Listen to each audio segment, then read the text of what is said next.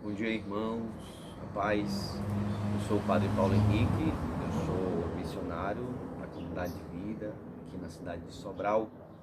E neste tempo que estamos em casa, nós queremos, através do nosso canal no YouTube, Shalom Sobral, todos os dias, a partir das 10 horas, nós vamos fazer uma meditação do Evangelho do dia. Eu e o Padre Bonifácio vamos estar meditando sobre o Evangelho, que é fonte de vida para nós, que é fonte de alegria, né? Esse tempo é um tempo onde nós devemos meditar muito a palavra de Deus. A palavra de Deus, ela tem muito a nos ensinar, a nos conduzir, né? Se nós nos deixarmos conduzir pela palavra de Deus, nós não vamos nos perder, né?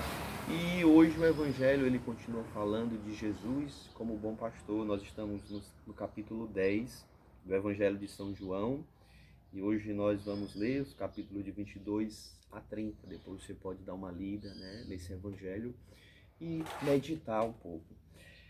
Começa dizendo: celebrava-se em Jerusalém a festa da dedicação, e era inverno. O que era a festa da dedicação? A festa da dedicação era uma festa que nasceu, né, por meio de Judas Macabeus, né?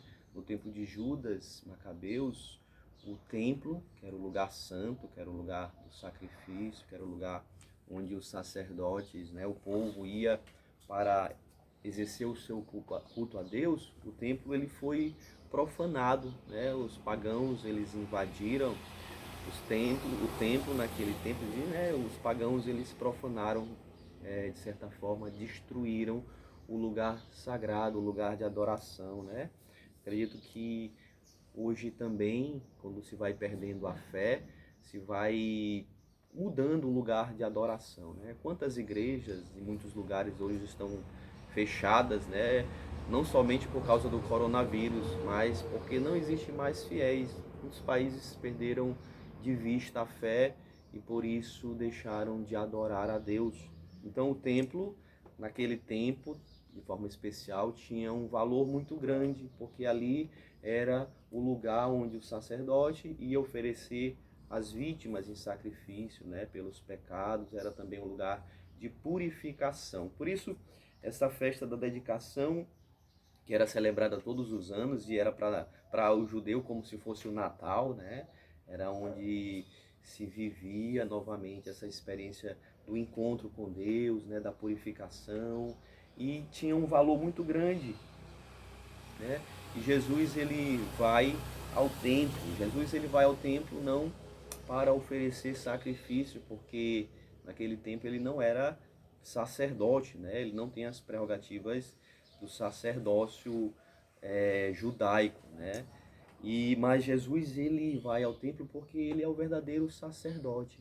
Ele é aquele que se ofereceu uma vez por todas para nos salvar. Jesus, na carta aos Hebreus, né? A carta aos Hebreus vai dizer que Jesus ele é o sumo sacerdote, aquele que entra no Santo dos Santos, aquele que oferece um sacrifício agradável ao Pai. E depois de Cristo não se faz mais oferenda, não se faz mais sacrifício, porque o sacrifício que foi feito, ele anulou todos os sacrifícios da antiga aliança. Jesus, ele ao mesmo tempo, ele é altar e vítima. Ele é o cordeiro imolado que se ofereceu por nós para a nossa salvação, né? Então, através de Cristo, através do seu sangue, através das graças que ele derramou sobre nós por meio da cruz, nós somos também purificados, nós somos chamados a essa comunhão. Então, a nova forma de culto a Deus, de nos relacionarmos com o Pai, de termos essa intimidade, Jesus veio nos ensinar que é nos unindo ao seu corpo na cruz. Por isso, nós participamos de forma concreta do sacrifício de cruz por meio da celebração eucarística, né? São os dois sacramentos que nos purificam, que nos lavaram das nossas culpas. É o batismo, simbolizando na água que sai do lado aberto de Jesus, porque ele é o novo santuário, e também o sangue, que é símbolo da Eucaristia, né? Então, nós vivemos um culto a Deus a partir do corpo de Cristo, a partir desse santuário. O santuário agora é o corpo de Cristo e não está mais ligado a um lugar, mas nós podemos viver essa adoração, assim como ele fala para a samaritana, em espírito e verdade, né? É uma adoração a Deus contínua, é uma adoração a Deus que independe de tempo e lugar. É muito importante a gente entender isso para percebermos o que Deus nos chama a viver como adoração, como culto, né? Às vezes nós achamos que prestamos culto a Deus somente quando nós vamos à missa, apenas quando nós estamos na igreja, né? E Jesus mudou essa concepção, né? E de certa forma hoje nós estamos vivendo um pouco distante da igreja, não estamos indo à igreja, não estamos vivendo nosso culto concretamente falando, né? Estando no lugar santo. Mas eu queria nos chamar a atenção para uma coisa, né? Jesus, ele santificou-nos por meio da sua oferta na cruz e santificou todo o nosso ser, né? Todo o nosso ser é santificado, o nosso corpo, a nossa alma e o lugar, né, onde Deus ele quer ser adorado, não é mais talvez o templo, o lugar, né? Mas é o nosso coração, é a nossa vida, a nossa vida. Quando nós vamos à missa, nós recebemos o corpo de Cristo, né? E esse corpo ele está presente dentro de nós. Nós vivemos o culto no nosso corpo, né?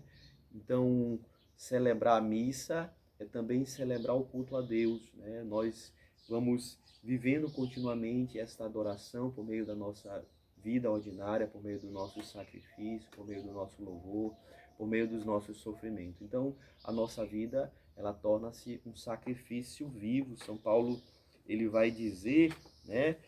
Irmãos, pela misericórdia de Deus, eu vos exorto a vos oferecerdes em sacrifício vivo e santo.